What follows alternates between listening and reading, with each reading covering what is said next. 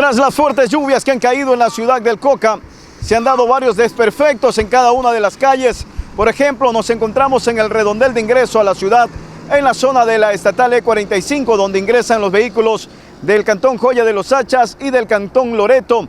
En este sector hay un desperfecto vial, el cual ya ha causado varios accidentes. Desde el día viernes pasado a la fecha, no ha habido una autoridad que se haga presente. Al respecto le tenemos preparado un informe. Durante el fin de semana, este desperfecto vial ha ocasionado varios accidentes de tránsito, ya que se encuentra en una zona muy transitada de la ciudad del Coca. En horas de la noche se vuelve más peligroso por la poca visibilidad que tiene el sector. Y es que aquí han ocurrido varios accidentes.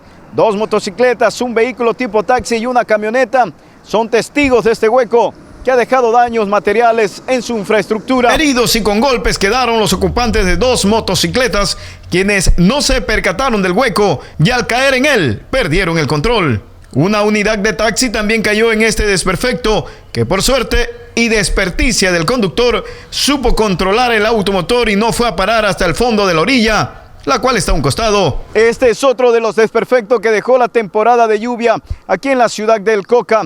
También han ocurrido accidentes. La calle 6 de diciembre también hay varios desperfectos. Uno de ellos ya ocasionó un accidente este domingo por la noche, por la cual sus moradores llamaron a nuestro medio para que se pueda informar a las autoridades de este desperfecto vial. Aquí por lo menos los ciudadanos han optado por poner un cono de precaución. Es lamentable, lleva más de una semana y nadie ha hecho nada. Con cámara de Carlos Benavides, Juan Pablo Mendoza, Noticiero Cocavisión.